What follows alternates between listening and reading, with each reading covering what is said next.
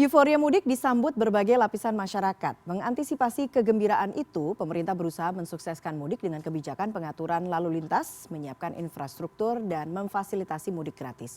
Para pejabat hingga partai politik juga turut andil dalam mensukseskan mudik Lebaran 2022. Untuk mengulas fenomena euforia mudik, sudah bergabung Ari Sujito, sosiolog dari UGM, dan JJ Rizal, sejarawan. Selamat malam, Bapak-bapak, Pak Ari, Pak Rizal.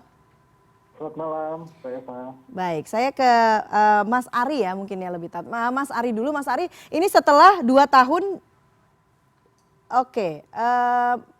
Mas Ari belum mendengar saya dengan jelas ya. Oke, saya ke Mas Rizal dulu. Mas Rizal, ini adalah mudik pertama setelah dunia kemudian masuk dalam situasi pandemi COVID-19. Bagaimana kemudian kita membaca momentum ini? Ya, artinya ada 2 dorongan besar ya. Sebelum ada pandemi itu juga kita tahu fenomena mudik yang luar biasa ya, sampai tahun 2016 itu ada kasus Brexit itu kalau kita masih ingat ya, di mana orang berjam-jam gitu, bahkan berpuluh jam itu sampai harus dibawa ke rumah sakit itu Dan jatuh korban jiwa ya diamankan waktu itu. karena terjebak macet yang panjang. Ya sekarang saya pikir yang terjadi di Brexit itu ada satu dorongan ya, perasaan ingin kembali ke tengah keluarga, perasaan kekangenan yang luar biasa karena Idul Fitri sendiri itu kan arti katanya dari Id ya, Id itu dari bahasa Arab audah, audatun artinya kembali atau kembali itu didefinisikan kembali ke tengah keluarga, kembali kepada di mana leluhur berada gitu, kepada ibu itu berada. Jadi ada kekangenan yang luar biasa di situ, dan kekangenan itu bertambah-tambah karena ada pandemi, ada wabah di mana perjalanan kita ke kampung halaman untuk mudik itu selama 2 tahun itu tidak bisa dilakukan. Jadi rindu yang bertumpuk-tumpuk, kangen yang bertumpuk-tumpuk itu bisa dibayangkan, itu harus dibayar lunas, harus dibayar tuntas hari ini. Oke, tapi kalau Anda melihatnya bagaimana kemudian memaknai mudik di saat sebelum pandemi sama setelah kita sudah memasuki pandemi dan kita harapannya adalah nanti akan masuk ke endemi begitu ya, Mas Rizal. Anda melihatnya bagaimana? Ya, kalau saya melihatnya satu hal ya Mbak, sebenarnya fenomena mudik ini dalam konteks politik, apabila tadi Mbak Eva menyebut konteks politisi bicara tentang mudik itu, saya pikir kadang-kadang kita harus berpikir bahwa negara itu diuji ya, dia sukses atau tidak melakukan pembangunan, bekerja dengan baik atau tidak, itu batu ujiannya itu adalah saat perjalanan orang mudik ya ke kampung halamannya, apakah dia cukup berhasil mengantarkan orang dari kota-kota ke desa-desa atau dari satu kota ke kota yang lain begitu ya.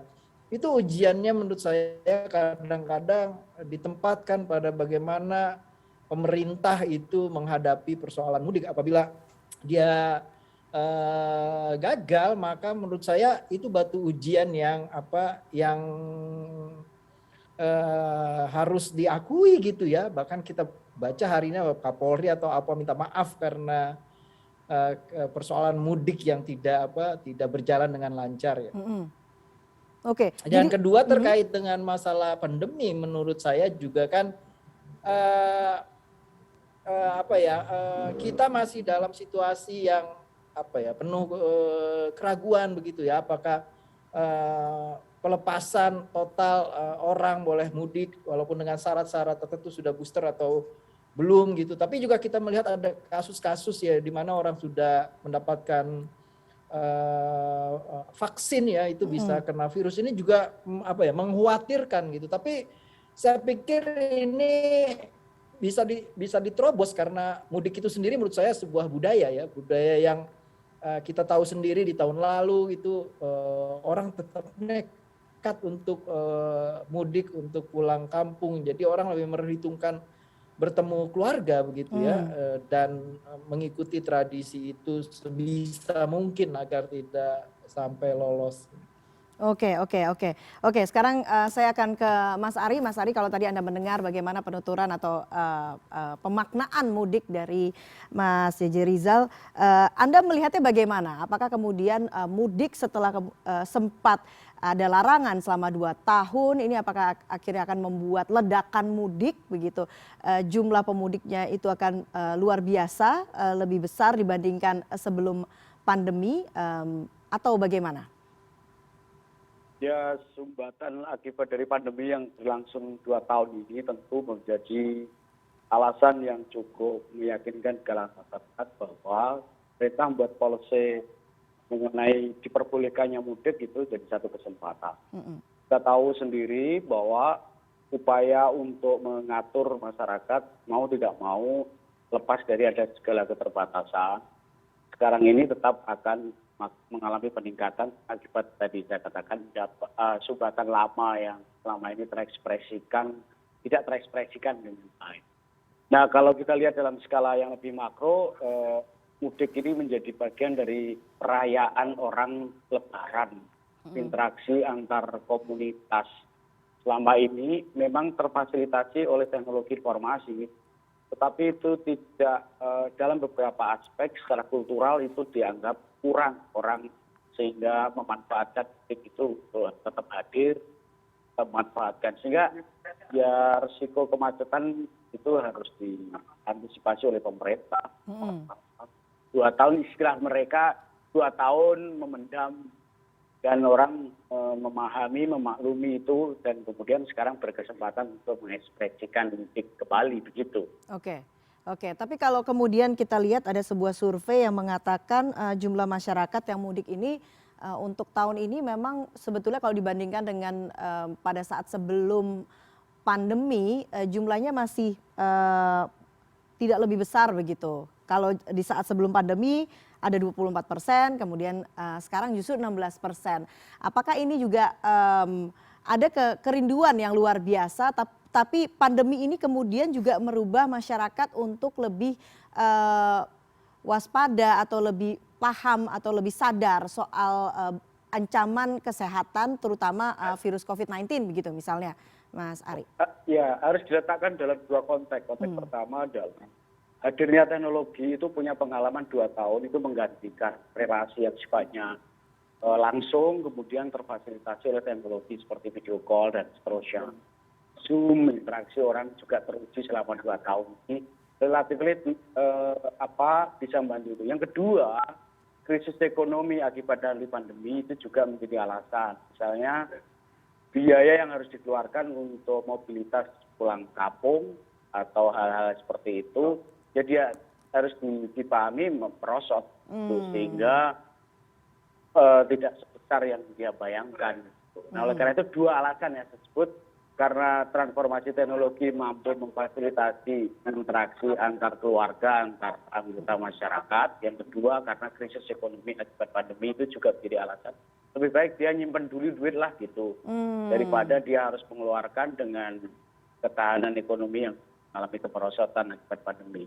Saya kira 2 alasan itu, Mbak. Oke, tapi apakah kemudian momentum mudik kali ini bisa menjadi momentum geliat ekonomi yang kemudian terpuruk misalnya akibat pandemi COVID-19 kemarin, Mas Ari?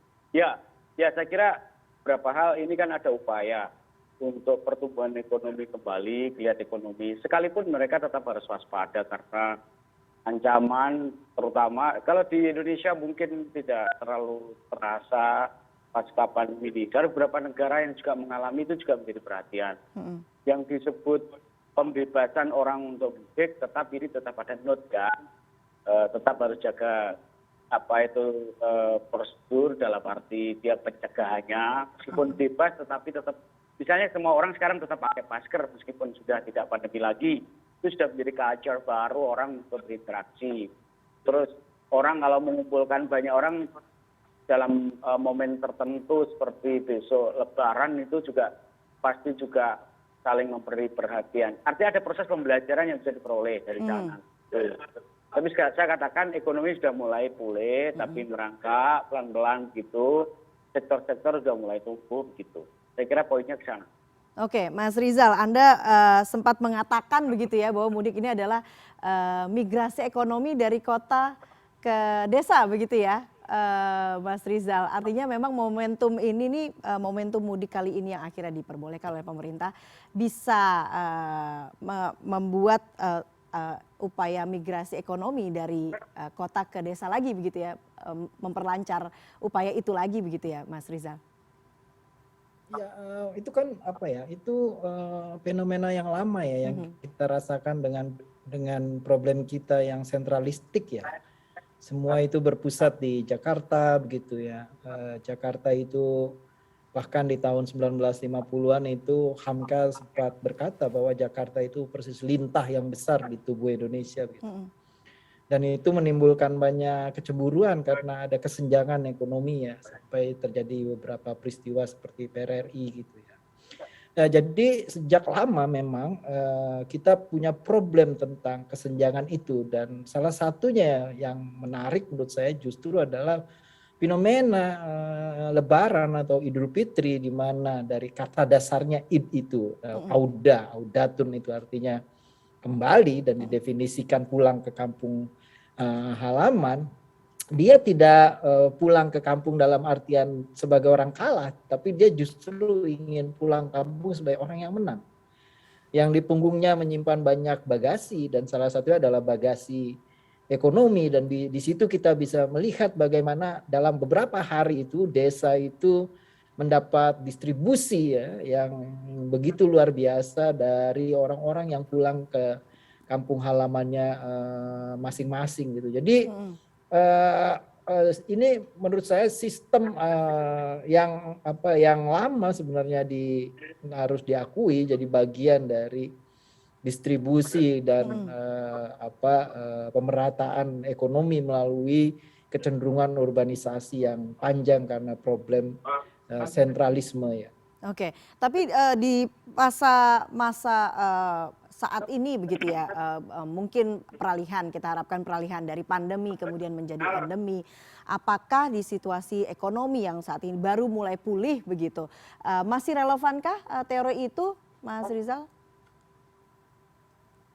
Saya pikir kita itu pernah kenal satu teori namanya share poverty ya, berbagi kemiskinan, yang kalau Mas Ari pasti tahu betul itu, karena itu teori dari satu antropolog terkenal Clifford Geertz ya. Kita pernah mengalami satu masa yang luar biasa ya di Jawa akibat sistem tanam paksa yang memiskinkan atau memukul ekonomi yang begitu rupa hebatnya begitu ya, dan orang berbagi dalam kesusahan tersebut. Saya pikir konsep Idul Fitri pun juga menurut saya sebenarnya konsep berbagi. Kita belajar kalau kita ingin tahu ya seluruh definisi dari hari, misalnya norma tentang zakat begitu, aturan tentang zakat, sedekah, itu kan justru menguat di hari Idul Fitri, dan itu satu bagian dari budaya atau sistem yang hidup di dalam Idul Fitri itu sendiri sebenarnya berbagi gitu ya. Jadi saya pikir ini didefinisikan lebih jauh lagi ya. Kita tahu misalnya di tahun 1950-an, 50 ya, itu orang Masyumi yang namanya Sukiman begitu ya, itu mengusulkan ide gagasan untuk memberikan THR pada hari raya, terutama kepada pegawai negeri yang waktu itu memang sedang susah ya, kesulitan masalah.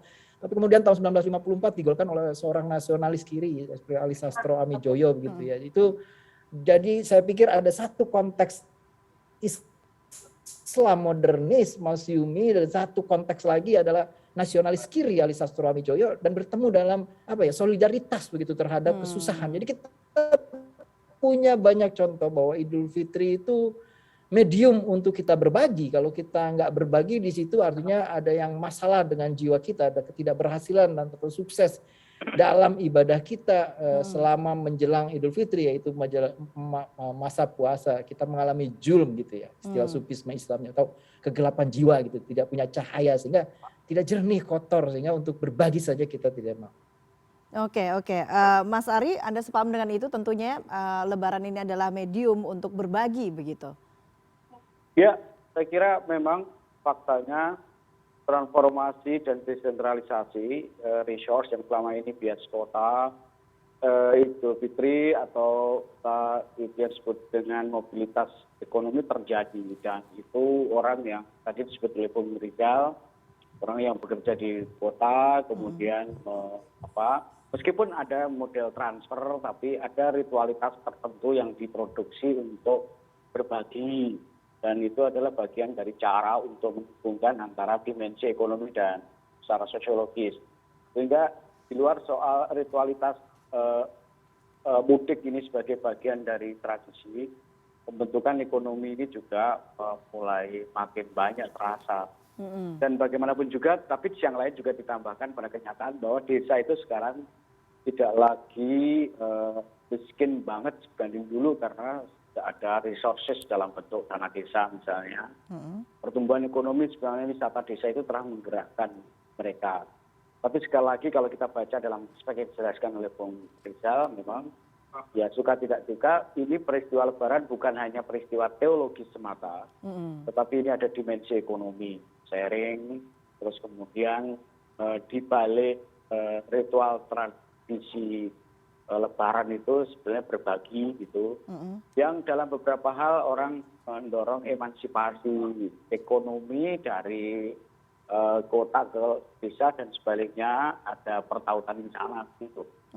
Dan sekali lagi saya katakan tadi ya, kalaulah disebut persentasenya mungkin tidak sebesar sebelum pandemi itu konteksnya ada dua, karena telah dibantunya teknologi informasi untuk berkomunikasi, yang lain juga transfer itu juga lebih intens, kan fasilitas teknologi membantu mereka untuk sharing resource ke desa. Di luar itu juga ekonomi kita bencana 2 tahun ini kan juga terasa sekali, negara aja mengalami kedodoran, masyarakat juga mengalami itu. Nah ini pelan-pelan bangkit. Saya rasa ini menjadi PR buat kita bahwa mudik ini harus dibaca dalam dimensi 3 aspek. Yang pertama soal ekonomi, kemudian soal teologi, secara sosial. Nah kalau kita bicara tentang politik Indonesia misalnya, kita enggak sebetulnya ada inspirasi dari peristiwa ini untuk mencegah terjadinya saling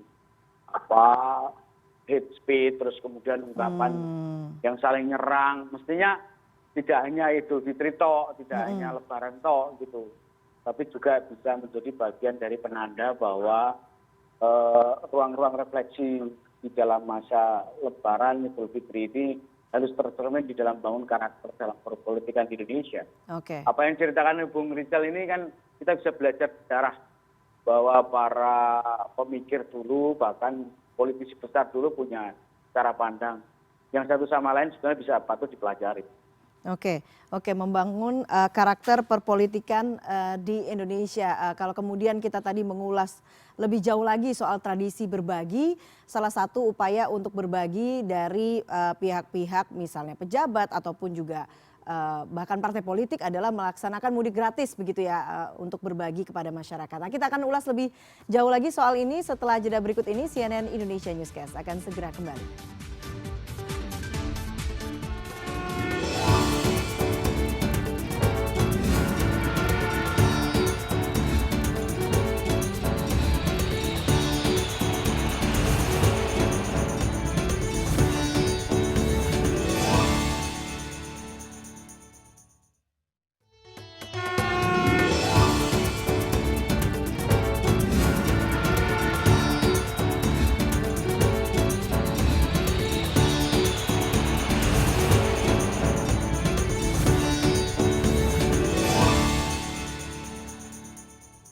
Ya, Anda kembali di CNN Indonesia Newscast. Kami masih mengulas euforia lampu hijau mudik bersama JJ Rizal, sejarawan, dan Ari Sujito, sosiolog dari Universitas Gadjah Mada. Mas Rizal, menarik tadi Anda sempat mengatakan bahwa penyelenggaraan mudik ini bisa dikatakan menjadi penilaian kinerja begitu ya bagi yang mengadakan. Sukses atau tidaknya itu kemudian menjadi penilaian terhadap penyelenggara atau pejabat yang mengadakan. Apakah ini juga termasuk kepada pihak-pihak yang kemudian terkait dengan politik misalnya? Apakah kita bisa melihatnya seperti itu, Mas Rizal?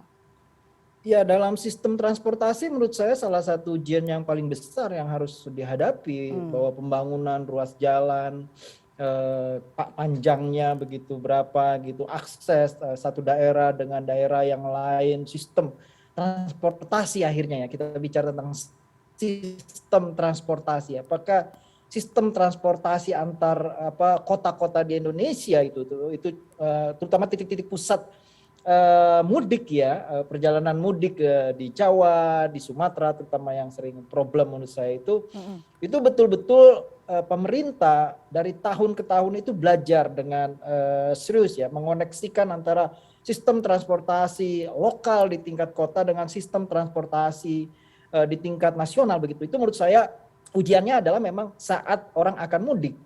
Apakah sistem itu, apakah infrastruktur yang dibangun betul-betul itu mampu menanggung beban gitu ya yang begitu besar gitu. Nah, itu yang menurut saya kenapa sering dikatakan bahwa peristiwa mudik itu menjadi batu ujian buat sistem transportasi kita, seserius apa kita terhadap sistem transportasi yang kita bangun gitu ya. Ya, sistem transportasi itu juga menurut saya menarik apabila selalu dikaitkan dengan urusan ekonomi. Misalnya bagaimana kota-kota setelah tol Trans Jawa itu selesai, bagaimana kota-kota setelah Trans Sumatera itu misalnya selesai begitu ya. Di Jawa misalnya banyak orang mengeluhkan bagaimana daerah-daerah yang sebelumnya ada Trans Jawa itu mengalami kondisi ekonomi yang cukup baik, tapi setelah ada Trans Jawa begitu mereka lewat saja begitu. Tapi menurut saya hari ini di hari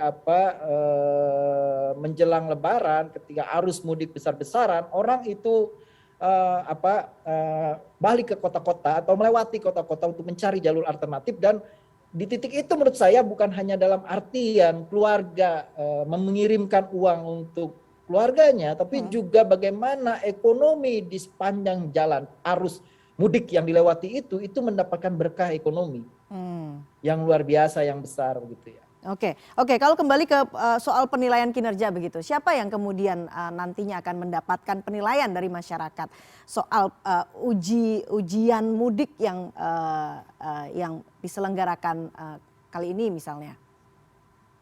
Ya, saya pikir yang pertama adalah Kementerian Perhubungan ya, dalam artian apakah selama ini yang sering dibanggakan pembangunan infrastruktur jalan begitu ya, itu betul-betul sanggup begitu ya, betul-betul memudahkan orang untuk menempuh perjalanan dari satu kota ke kota yang lain atau dari satu kota ke desa, ke kampung yang lainnya begitu. Itu yang menurut saya menjadi penting ya. Di situ memang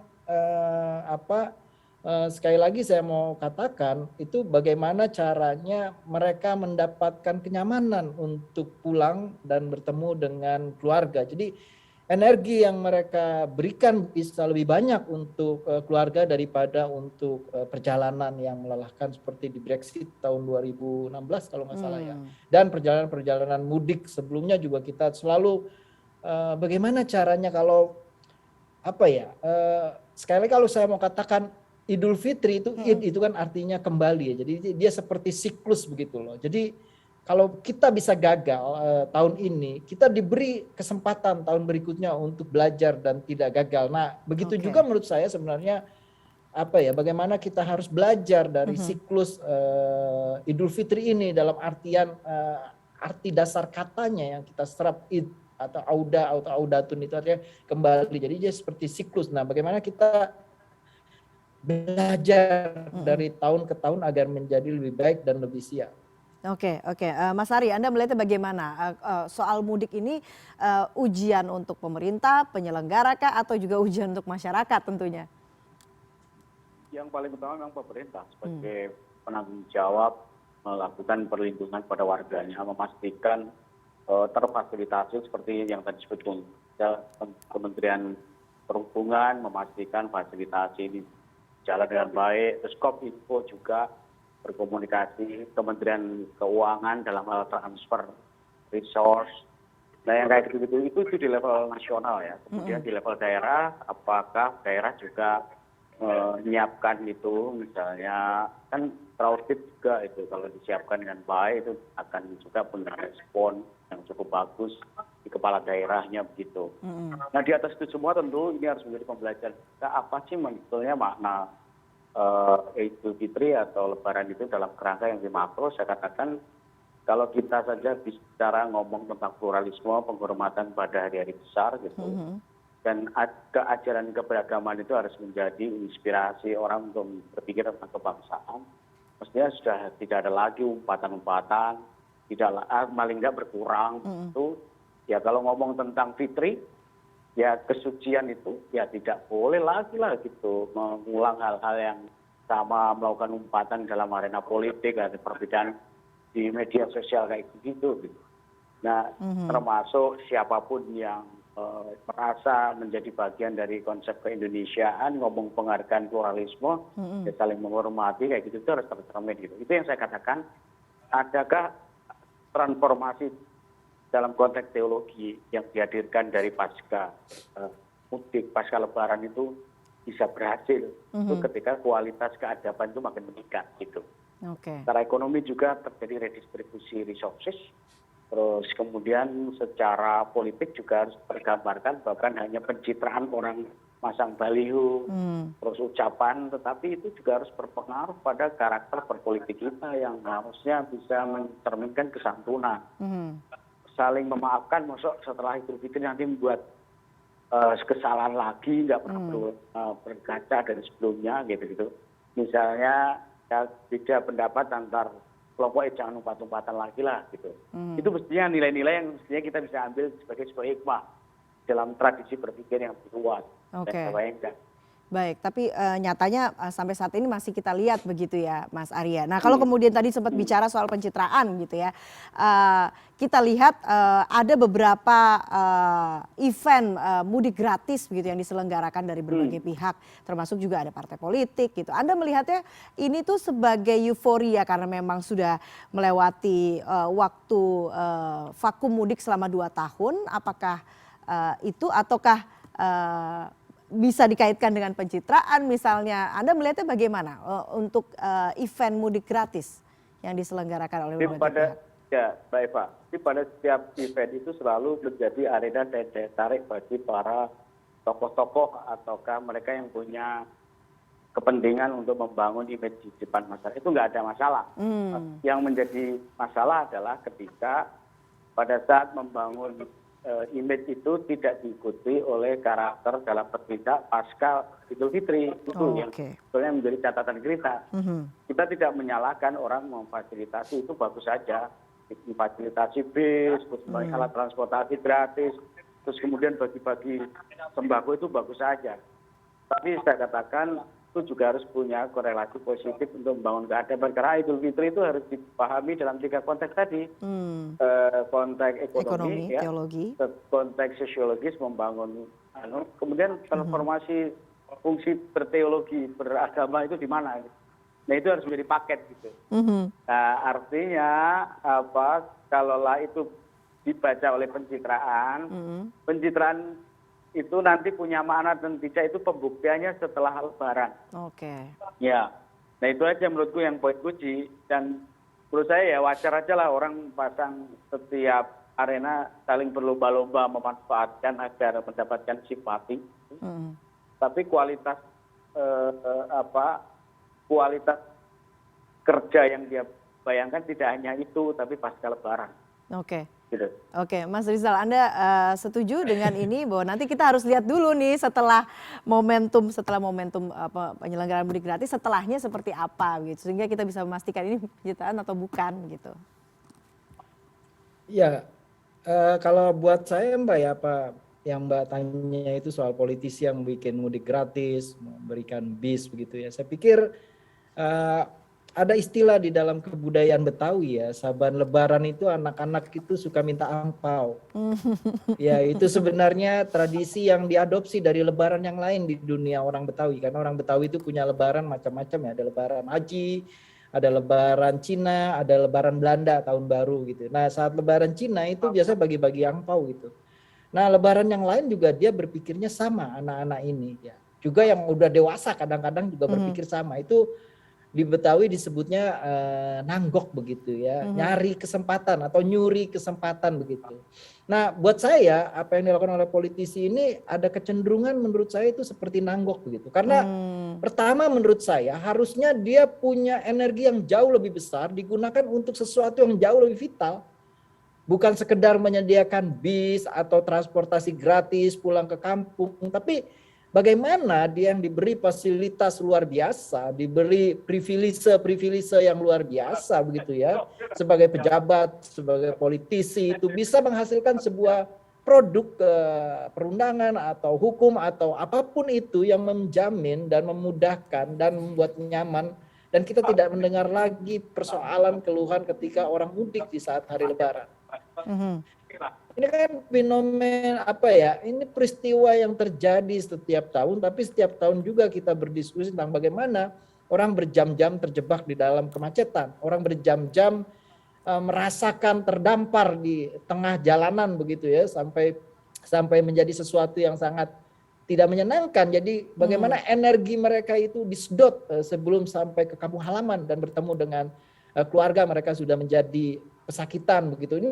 Ini menurut saya jauh lebih menantang dan jauh lebih pantas dijadikan ajang para politisi itu menunjukkan kekuatannya, menunjukkan rasa simpatinya. Jadi menurut saya terhadap rakyat yang akan berlebaran gitu ya, daripada sekedar menyediakan bis gratis. Dalam tingkat yang lain juga bagaimana hari Lebaran itu menyangkut bukan hanya sekedar perjalanan, tapi juga kebutuhan makanan, kebutuhan pokok begitu. Bagaimana sistem ekonomi itu mampu mendukung masyarakat itu seperti kata lagunya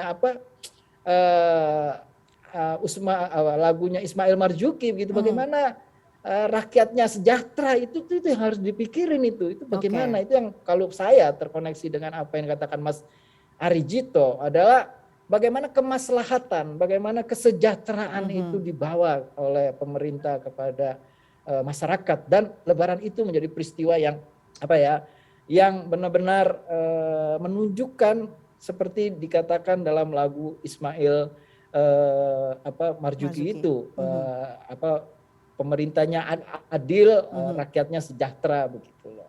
Ideal itu menurut saya, ideal yang harus dicapai. Oke, Mas Rizal, menutup diskusi kita pada hari ini, bagaimana kemudian kita bisa memaksimalkan momentum mudik tahun ini menjadi, kalau tadi disebutkan Mas Ari, membangun korelasi positif, membangun keadapan begitu?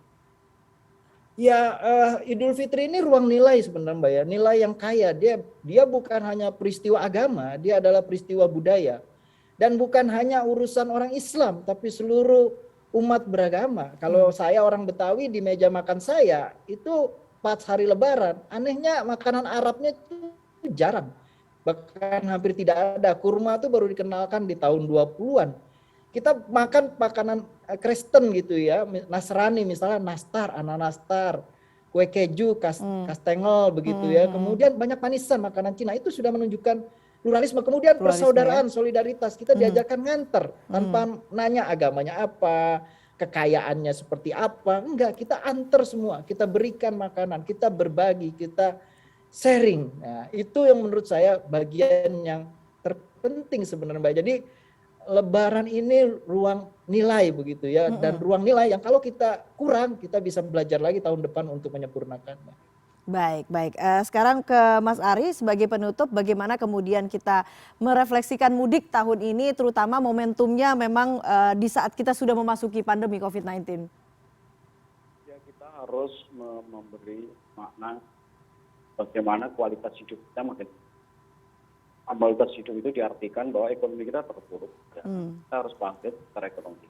Spirit puasa, spirit Lebaran itu harus membangun keadapan. Ekonomi bisa bangkit, masyarakat itu bisa belajar dari pandemi karena butuh sehat. Nah, situasi seperti ini membutuhkan daya refleksi yang tinggi agar kualitas hidup yang beradab itu diantaranya secara praktis juga ditandai oleh jangan lagi mereproduksi permusuh. Yang kita butuhkan sekarang solid, kita berbeda itu hal yang Allah lah, sesuatu yang biasa kita harus hadapi, tapi kemampuan untuk kita itu harus makin meningkat, dan karena itu agar keadaban kita makin meningkat pula, agar kualitas kita dalam bermasyarakat orang Indonesia ini juga makin meningkat pula. Itu adalah poinnya. Oke. Sehingga setelah diterpa pandemi luar biasa ini, boleh kita merayakan, tapi harus punya makna agar perayaan itu tidak terjebak pada konsumerisme semata, itu semata, tapi terus meningkatkan kualitas hidup kita yang diberada. Saya kira itu aja. Baik, baik. Semoga nilai-nilai ini bisa kemudian diterapkan begitu ya oleh masyarakat di saat mudik dan juga di hari kemenangan nanti, di saat Lebaran nanti. Mas Rizal dan juga Mas Ari, terima kasih atas pemikirannya di CNN Indonesia Newscast pada malam hari ini. Selamat malam dan salam sehat selalu. Salam sehat selalu. Terima kasih. Mas Cito. CNN Indonesia Newscast segera kembali.